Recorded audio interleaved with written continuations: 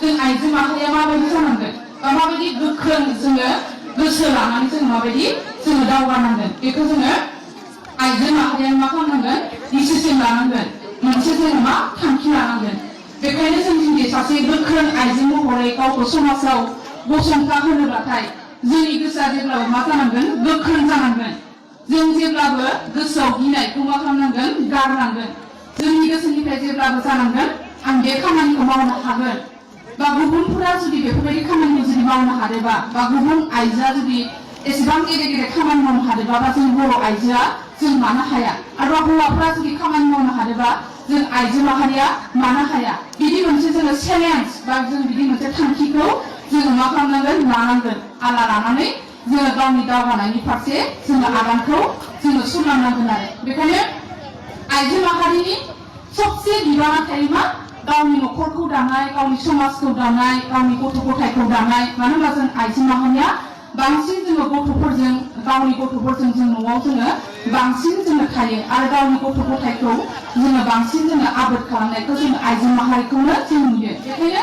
आइजो माहारिया गोख्रों जायोबासो जों मा खालामनो हागोन गावनि गथ' गथायखौ जोङो सोलोंथाइ होनो हागोन जोङो समाजाव सासे मोजां मानसि जोङो खालामनो हागोन अब्ला जोङो सासे गथ'खौ जुदि मोजां खालामनो गोनांब्ला बा सासे फरायसाखौ जुदि जोङो मोजां खालामनो गोनांब्ला अब्ला जोङो जोंनि साननाय हनाया जोबोद गुवार जानांगोन जोबोद गोथौ जानांगोन जोङो रेजें गोसो लानानै जोङो हान्थियोबा लामाखौ हान्थियोबा जोङो जानाय नङा बेखायनो आं दायो बांसिन फरायसानि गासै गार्जेनफोरानो बेयाव नुजाथि फैनायखौ आं जोबोद गोजोननाय मोनदों मानो होनबाथाय जोंनि मेक्सिमाम मा जायो बर' फरायसानि बिमा बिफाफोरा मा खालामो माने बिदि मिटिं लेङोबा मा लेङोबाथाय जोङो मा बारा फैनायखौ जोङो नुनो मोना नाथाय आं बे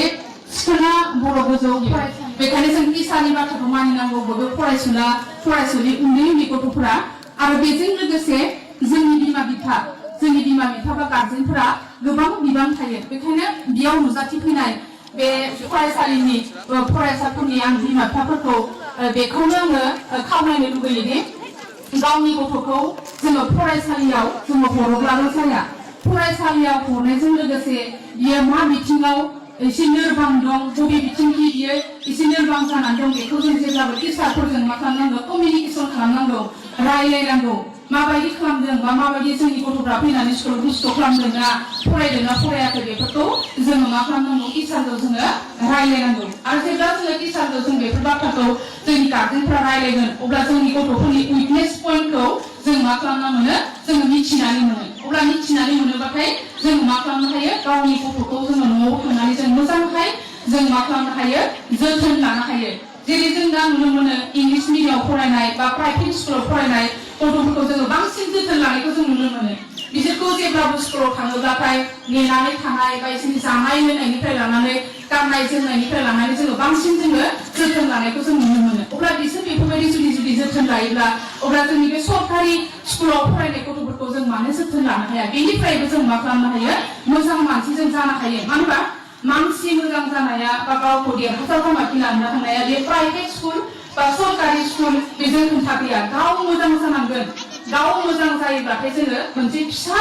जोङो सरकारि स्कुलनिफ्रायबो जों मा खालामनो हायो जों गेदेर मानसि जानो हायो गावनि थांखिया गोख्रों जानांगोन आरो जों जुदि गावनि थांखियानो जुदि गोख्रों जायाबा जोङो जिमान प्राइभेट स्कुलाव फराय जिमान जोङो लण्डनाव फराय जों मा जानो हाया जों मोजां जानो हाया गावनि थांखियाव जों दावगानो हाया बेखायनो जों जुदि मानसि मोजां जानोब्ला बा गावनि थांखियाव जोङो दावगानोब्ला सिगांग्रो जोङो मा गाव मोजां जानांगोन गावनि थांखिखौ जाफुंहोनो नाजानांगोन जाहाथे जोंनि फिसाया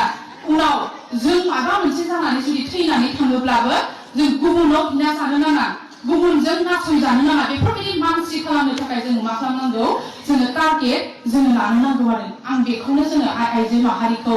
बा गार्जेनफोरखौ आङो हास्थायो आरो माने